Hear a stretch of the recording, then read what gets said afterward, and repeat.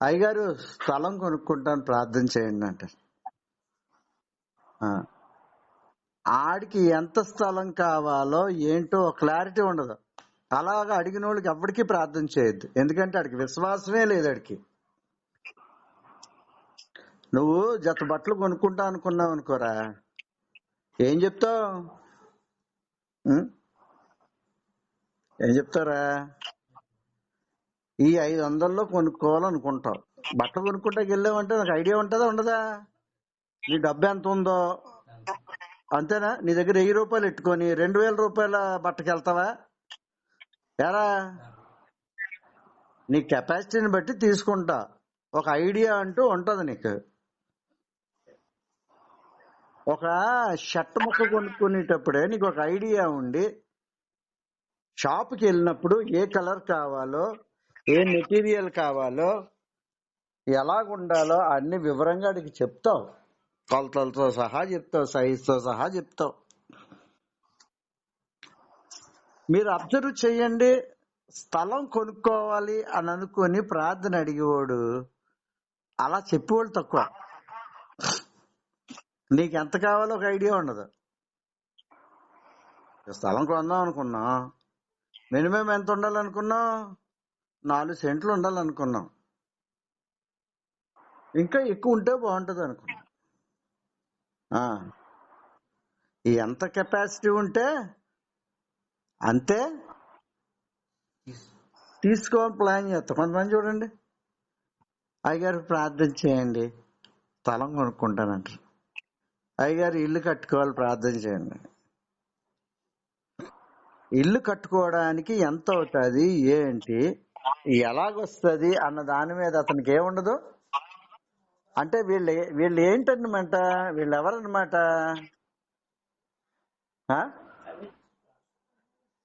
వీళ్ళు ఇలాంటి వాళ్ళని చాలా జాగ్రత్తగా మీరు అబ్జర్వ్ చేస్తూ ఉండాలి. వాళ్ళ మాటలే వారి మీద సాక్ష్యం పలుకుతాయి. అర్థమవుతుందా? గురి కలిగి మాట్లాడరు. ఏది చెయ్యాలనుకుంటే అది స్పష్టంగా ఇతరులకు చెప్పాలి. ప్రతిదీ కూడా వివరంగా చెప్తాను నేను. ఏది కొనుక్కోవాలన్నా సరే చెప్తాను. ఇలా కొనుక్కోవాలనుకుంటున్నాం, ఇలాంటిది కొనుక్కోవాలనుకుంటున్నాం, ప్రార్థన చేయండి అని చెప్తాం. అర్థమవుతుందా? దాని గురించి డిస్కషన్ ఉంటది. మనకంటూ ఒక ఐడియా ఉండదు. ఏదన్నా జాబ్ ఇవ్వండి అంటారు. మీకంటూ ఒక నిర్దిష్టమైన ప్లాన్, అలాంటి ఐడియా లేని వాళ్ళు, ఒక స్పష్టతగా ఏదని చెప్పని వాళ్ళని మనం విశ్వాసులుగా గుర్తించలేం. అర్థమవుతుందా? మీరు చెప్పింది అర్థం అవట్లేదా? ఎందుకో కొంతమంది వాళ్ళ పరిచర్య గురించి క్లియర్ గా చెప్పుకోరు. అర్థమవుతుందా? వాళ్ళ పరిచర్యల గురించి చెప్పుకోవడానికి ఇష్టపడరు. తెలిస్తే వాళ్ళ బ్రతికేదో తెలిసిపోతుందని భయంతో బతుకుతూ ఉంటారు. ఓకే, తిమోతికి రాసిన 2వ పత్రికలో 2వ అధ్యాయంలో 16, 17 వచనాల్లో ఒక మాట రాయబడి ఉంది. 2 తిమోతి 2nd చాప్టర్, తిమోతికి రాసిన 2వ పత్రిక 2వ అధ్యాయము 16వ వచనము 17వ వచనంలో ఒక వ్యక్తి గురించి ముందు హైలైట్ చేసి రాశారు. అతని పేరేటట? హుమనై. చదవండి. అపవిత్రమైన వట్టి మాటలకు, అది అపవిత్రమైన వట్టి మాటలు విముఖుడవై ఉండుము. అట్టి మాట్లాడు వారు మరి ఎక్కువగా భక్తిహీనులగుదురు అని ఉంది. వట్టి మాటలు మాట్లాడేవాడు అంటే, వట్టి మాటలు అంటే ఏంటండి? వట్టి అంటే ఏంటి? వేస్ట్ మాటలని, సుఖం లేని మాటలు మాట్లాడుతుంటారు కొంతమంది. అర్థమైందా? మమ్మల్ని పట్టించుకోవాలని మాట్లాడే వాళ్ళు ఉంటారు. మన టాలెంట్ చూపించుకోవడానికి వీళ్ళ టాలెంట్ గుర్తించాలని అనవసరమైన మాటలు మాట్లాడుతూ ఉంటారు. అవసరమైన సబ్జెక్ట్ మాట్లాడరు. వట్టి మాటలు వాళ్ళు. వాళ్ళకి విముఖుడమే ఉండడం కాదు, ఏమంటున్నాడు, అట్టివారు మరింత ఎక్కువగా భక్తిహీనులు అయిపోతారు. జాగ్రత్తగా ఉండాలి నువ్వు మాట్లాడేటప్పుడు. ఎక్స్ట్రా మాటలు, అనవసరమైన మాటలు, బుద్ధిహీనమైన మాటలు, మూర్ఖమైన మాటలు చాలా జాగ్రత్తగా గమనించి ఉండాలి. తర్వాత చూడండి 17వ వచనంలో, కొరుకు పుండు ప్రాకినట్టు వారి మాటలు ప్రాకును, వారిలో హుమోనయును ఫిలేతును ఉన్నారు. అది ఈ హుమనై అన్నవాడు చెప్పే మాటలు ఏటట, పునరుద్ధానము లేదు. పౌలు యేసు ప్రభు పునరుద్ధానుడే లేచిన మాటను పట్టుకొని పరిశుద్ధాత్మ ద్వారా ప్రత్యక్షతలు కలిగి పునరుద్ధానం గురించి మాట్లాడుతూ ఉండుంటే వీడు ఏం చేస్తున్నాడు, ఇంకో ఇద్దరు పనికి వాళ్ళతో ఏం మాట్లాడుతున్నాడు చదవండి. వారు పునరుద్ఘాతమును గతించెను, వారు పునరుద్ధానము పునరుద్ధానమును గతించెనని రీబర్త్, రిజరెక్ట్, తిరిగి లేగడం. దేవుడు చనిపోయాడు, తిరిగి పునరుద్ధానపు శక్తితో ఏమయ్యాడు, పునరుద్ధరింపబడ్డాడు. అర్థమైందా? రిజరెక్ట్ అయ్యాడు, తిరిగి లేచాడు అన్నది కరెక్ట్ వర్డ్. అర్థమైందా? తిరిగి లేచాడు లేదా యేసుప్రభు ఉండిపోయాడా? తిరిగి లేచాడు, పునరుద్ధానమైన యేసుప్రభు. అంత క్లియర్ గా ఉంటే దాని గురించి పౌలు మాట్లాడుతుంటే, ఏ హుమనయ్య అన్నవాడు సాతాను ఎవడో ఒకటి పట్టుకుంటాడు భూమి మీద. పట్టుకుని ఏం చేస్తాడా, వీళ్ళెవరో తెలుసా, వీళ్ళు ప్రత్యేకమైన తెగ.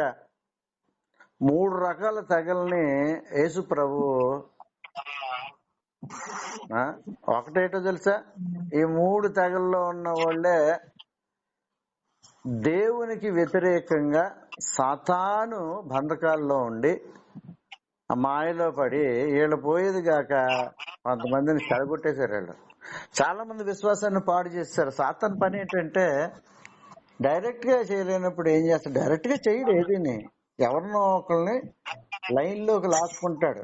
నువ్వు సరిగ్గా లేవనుకో, నువ్వు కూడా నాశనం అయిపోతావు, నువ్వు కూడా హోమనయ్యలాగా వెళ్ళిపోతావు పక్కకే. ఈ బ్యాచ్ లో పునరుద్ధానము లేనిదని చెప్పే ఓ బ్యాచ్ ఉంది. ఎవరు తెలుసా వాళ్ళు? చెప్తే మీరు గ్రేటే.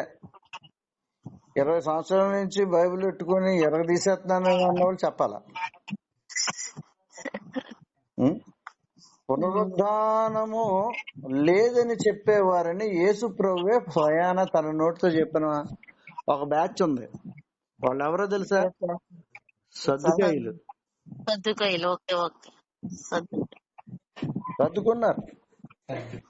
చదువుకున్నారు మొత్తం. ఈ సద్దుకాయిలు యేసు ప్రభు దగ్గరికి వచ్చి చాలా వెరైటీగా అడిగారు. తెలుసా స్టోరీ? తెలీదా? ఏమడిగారా? ఏ స్టోరీ అడిగారు చెప్పండి. సద్దుకాయిలు వాళ్ళ యొక్క డాక్ట్రిన్ రైటు అని చెప్పుకోవడానికి ఒక కథ అల్లి చెప్పారు వాళ్ళు. అర్థమైందా? పరిశుద్ధాత్మ నింపుదల గురించి సరైన అవగాహన లేని వాళ్ళ బ్యాచ్ ఒకటి ఉంటది. అలాగే పునరుద్ధానం లేదని చెప్పే బ్యాచ్ ఒకటి ఉంది. యేసు ప్రభు దగ్గరికి వచ్చి బ్యూటిఫుల్ స్టోరీ వినిపించారు ఈ బ్యాచ్ అంతా కలిసి. ఒకడికి పెళ్లి అయ్యింది, పెళ్లి అయిన తర్వాత చచ్చిపోయాడు. అమ్మాయి మాత్రం బతికే ఉంటది రే లాస్ట్ వరకు. ఎందుకంటే ఈ పునరుద్ధానం గురించి లేదని చెప్పడానికి ఆడ అనుకున్న కథ ఏంటి, ఆ 7 అన్నదమ్ములు ఉన్నారు. వాడికి మొదటోడు చచ్చిపోయాడు, రెండోవాడు ఆ పిల్లని చేసుకున్నాడు, రెండోవాడు చచ్చిపోయాడు, మూడోవాడు చేసుకున్నాడు, 3, 4, 5, 6, 7 కూడా చచ్చిపోయారు. ఇప్పుడు పరలోకంలోకి వెళ్ళాక ఆ, ఈమె ఈ 7గురిలో ఎవరికి భార్య అవుతుంది అంటే వాళ్ళ ఉద్దేశం ఏంటంటే పునరుద్ధానం లేదయ్యా అని చెప్పడానికి. యేసుప్రభు ఒక్కొక్క మాట మాట్లాడుతుంటే పిచ్చెక్కిపోతున్నారు జనాలు. అక్కడ ఏం చేయాలో తెలియట్లా. ఎంత జ్ఞానంగా మాట్లాడడానికి. ఆయన జ్ఞానం అంటే ఎవర్రా? వాక్యమే జ్ఞానానికి మూలమే ఆయన. ఆయన ఏం చెప్పాడు? ఒరే పరలోకంలో పెళ్లి పెటాకులు ఉండవురా.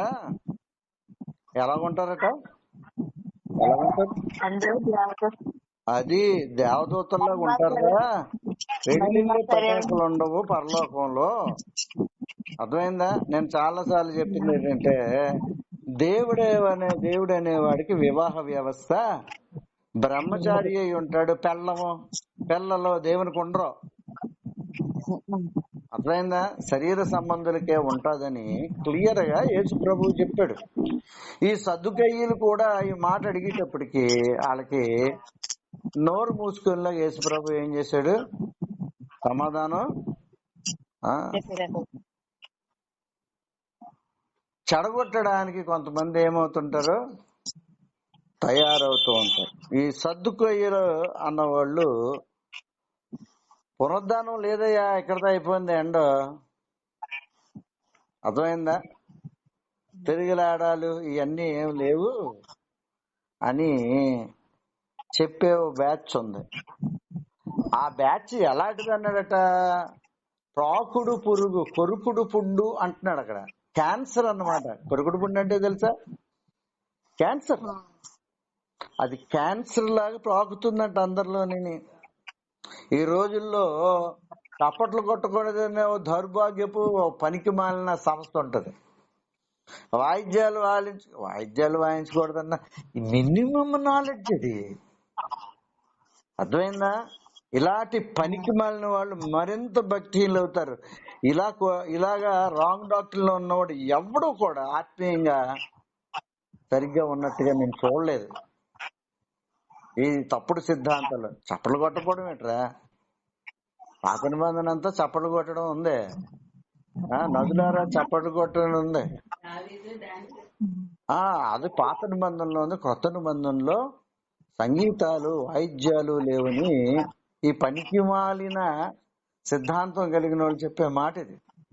ఇది కొరుకుడు పుండులాగా ప్రపంచం అంతా పాకేసింది. ఏ దరిద్రమైన రాంగ్ డాక్టరీన్ అన్న తప్పుడు సిద్ధాంతమైన అమెరికాలో పడుతుంది. అమెరికా ఒక హబ్ అన్నమాట. It is a hub of wrong doctrines. అక్కడ ఒక మైటీ మిలియనీరు సరిగ్గా ఉండడాడు. ఆడు వాక్యం చదువుతుంటే ఆడిని పట్టుకుంటాడు సాతాను. గుర్తుపెట్టుకోండి, నువ్వు నటించావా దేవుని దగ్గర, నిన్న రాంగ్ డాక్టర్ లో తీసుకుపోతాడు. నీ బ్రతుకు నాశనం అయిపోతుంది.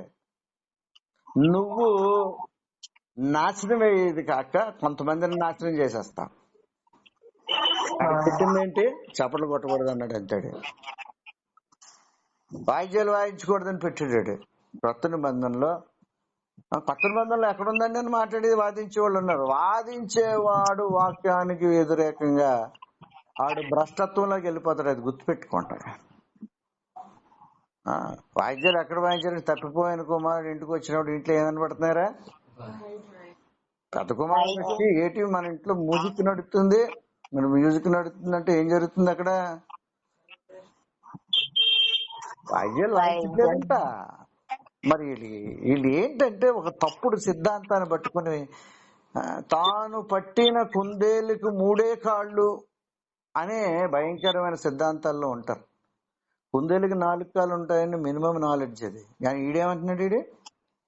నేను పట్టుకున్న కుందేలుకి 3 అంటాడు. ఎవరు నమ్ముతాడా? వీళ్ళంతే చప్పట్లు కొట్టకూడదు అంటారు.